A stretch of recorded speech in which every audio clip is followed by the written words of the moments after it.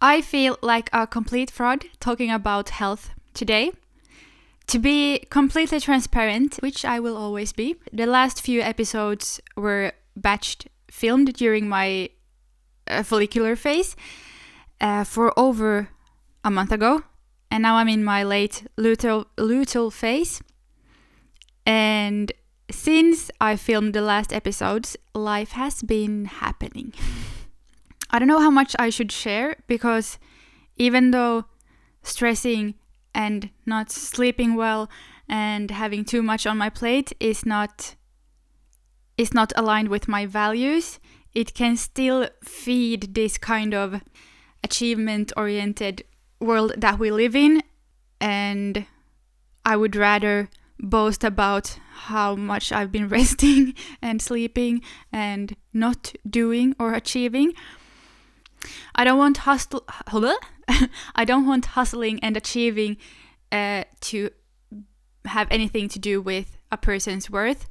And it's really hard in this world to kind of disconnect those two, that they really don't have anything to do with the other. So that's why I don't like talking about how much I've been up to, because it really, in one way, doesn't matter. And what I'm really allergic to, this is some kind of rant, I'm sorry, but stay with me or don't.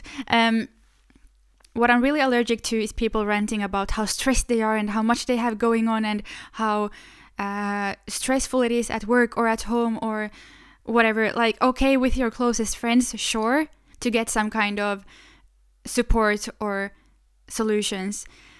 But otherwise, I'm just like, well, then quit. Or move. Or stop doing whatever you're stressed about. Because really, you are in control. I know you are the CEO of your life. That's very cheesy, but it's true. So usually I'm very against stressing, and also the mindset that I will just finish this and then I will rest, or after this period I will rest, or I just have to get this done and then I can rest. Because first of all, does that time ever really come? And second of all, if we're talking about efficiency, you will be much more efficient if you rest every night, sleep well, and actually take breaks during the day. So I know in theory what I should be doing, but I also know that sometimes life just happens, and sometimes you dive headfirst into a project or a situation that just keeps giving, and it's hard to step away and get some perspective and assess the situation. It feels like it requires less energy to just get through. And that is what happened to me this time. So, well, short version, the undramatic version, there's a dramatic version too, but the non-dramatic version is that I haven't made time to take care of myself. I haven't slept very well, and I have stressed a lot. And I am not proud to say it, but that's life sometimes. So, what I want to talk about today is bare minimum. My non-negotiables, and what I will be doing from today, the upcoming week, to get back on track. And I don't like the word get back on track because it insinuates that I've gotten off track, which is fine, but also I still have done a lot for my health. I'm very proud actually that I haven't fallen into the all or nothing thinking. I haven't been like, oh crap, well, it's stressful now, so let's just eat trash and not sleep and stress and I will figure it out later. No, I have still done a lot of things, quote unquote, right. But we will talk about that now. Locked in and synced up. Usually for me, when this happens, when I completely lose my routines and get swept away with the stresses of life, it's usually a combination of a lot of different stresses. It's usually a combination of like psychological stress, feeling the pressure and the expectations, but not having the conditions to actually meet those expectations, or not having the right resources or enough time or the right tools. People not keeping their word, things not being as I was told, and then having so much to do that I actually physically can't manage everything, which usually lead to poor sleep, which is also a physical stress. Usually for me, as I said, it's a combination of different kinds of stresses. Because if it's only, quote unquote, mental or relational or whatever, I can still like make the physical time to take breaks and get some perspective. Or the other way around, if it's just, quote unquote, the stress where I have a lot to do, then it's easier to refocus my mind. I don't know if this makes any sense at all, but the different stresses together can get really difficult to deal with. Or at least, I mean, I can deal, I'm here, but it's not something I want to do. It's not something I want to put my body through. I think the daily breaks are very, very important for our well-being in the long run. After feeling stressed, my first stress signs are bloating and like puffy face. I have some water retention, and then probably poor sleep, and after that breakouts and dull and bad skin. Actually, I'm not proud at all. I was thinking about this. Would I be proud if I would have slept and would have taken great care of myself? And I'm not sure, but I think my answer is no, because it's not about having something to show for. It's about genuinely caring for myself and my body, and respecting and honoring myself. So it's really nothing that I need to be boasting about, if that makes sense. I still haven't finished this thought, so maybe I will do an episode on that.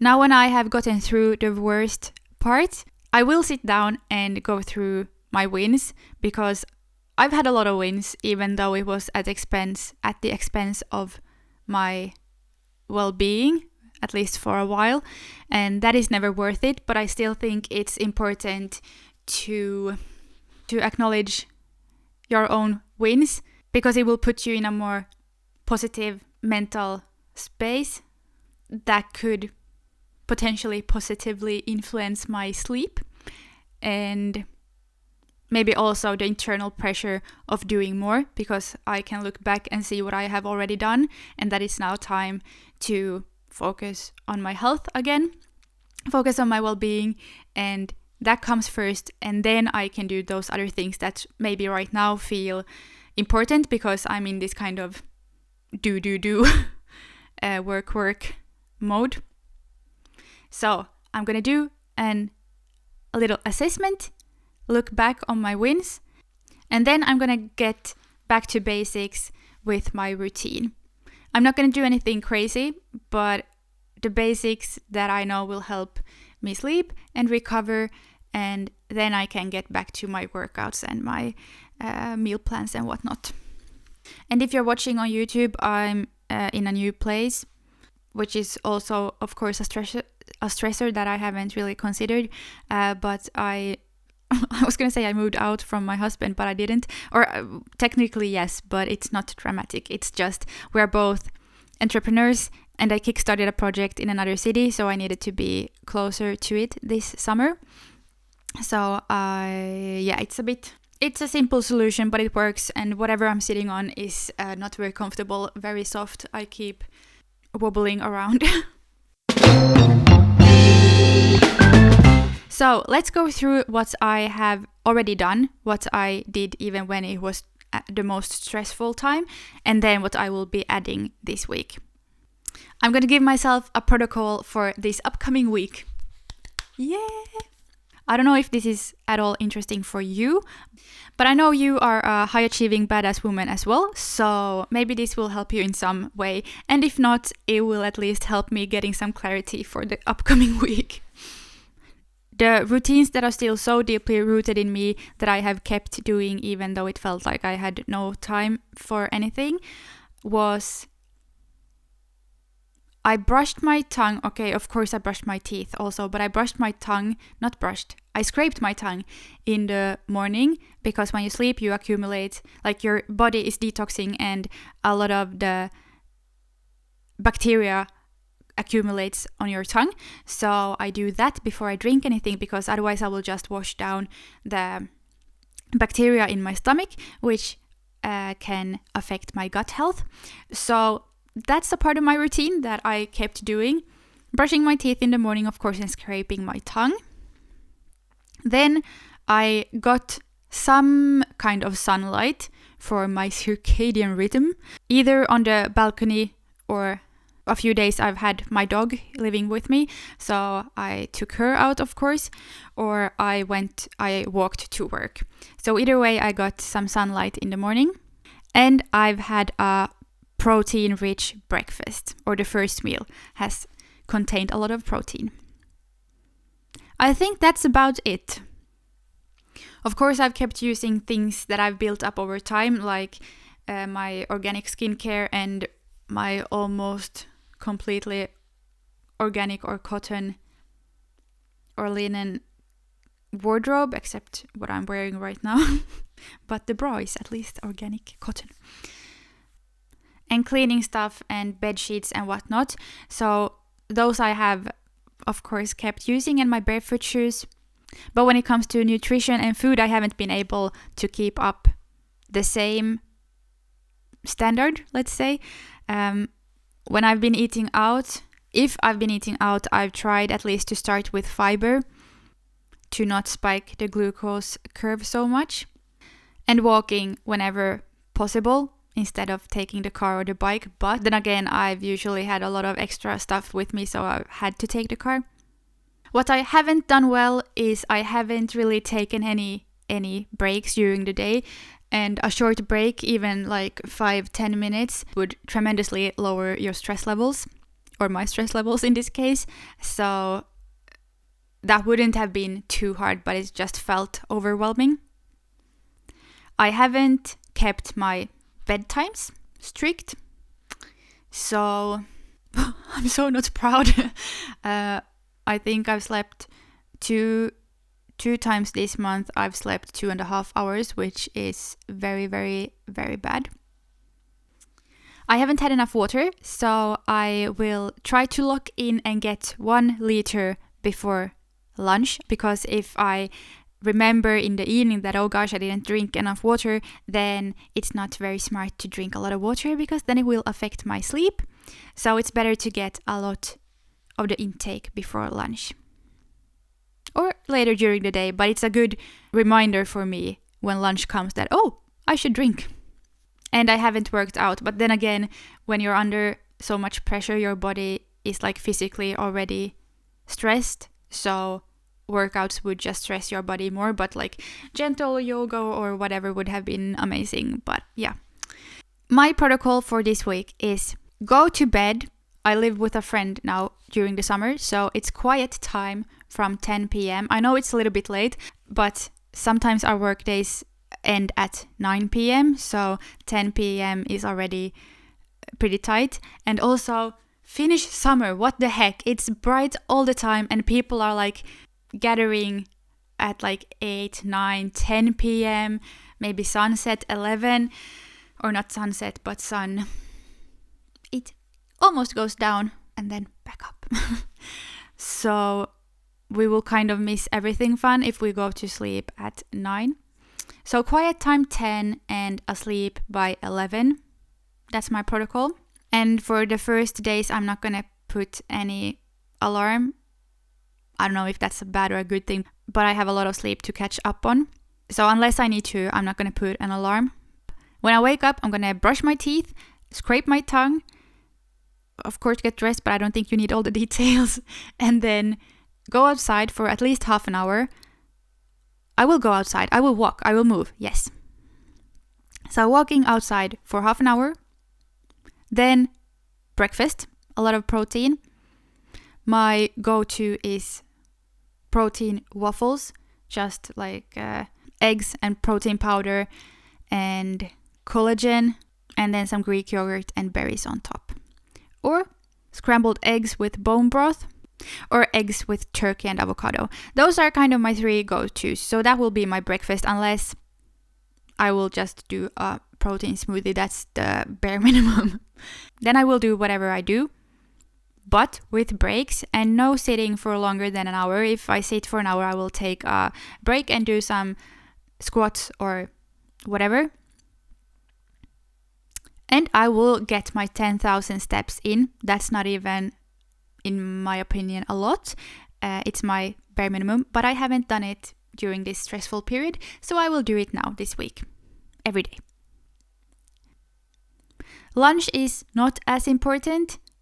It's important, but it's not that important. So I think I will just do that wherever I am, and kind of whatever is available. Not whatever is available, but like the best choice of whatever is available. And then focus on dinner instead. So protein-rich dinner, since your protein synthesis is in the morning and in the evening. Before bed, I will do some stretching. And if I need to use the computer, I will have my blue light glasses on. And I will be doing either hot shower before bed or a swim in the sea. It's like 16 degrees Celsius, so I don't know what that is in Fahrenheit. Because that will reset my nervous system and I will sleep much better.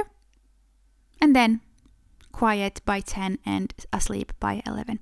So that's my protocol for this week.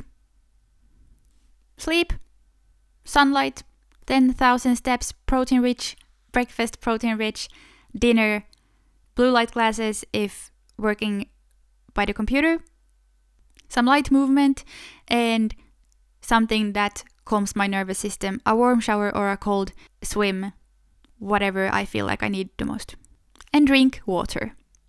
Just a small reminder to you and myself that rest isn't earned, rest is a necessity. My little assessment for you today, I was going to say homework, but that sounds really boring. But my challenge for you today is to just come up with one thing that you can do today to improve your well-being. It can be anything small, but that's something that you do for you. Because you don't have to wait to next month or for Monday or for tomorrow. You can do something today. Thank you so much for listening. Go have an amazing day and I will see you again soon. Bye!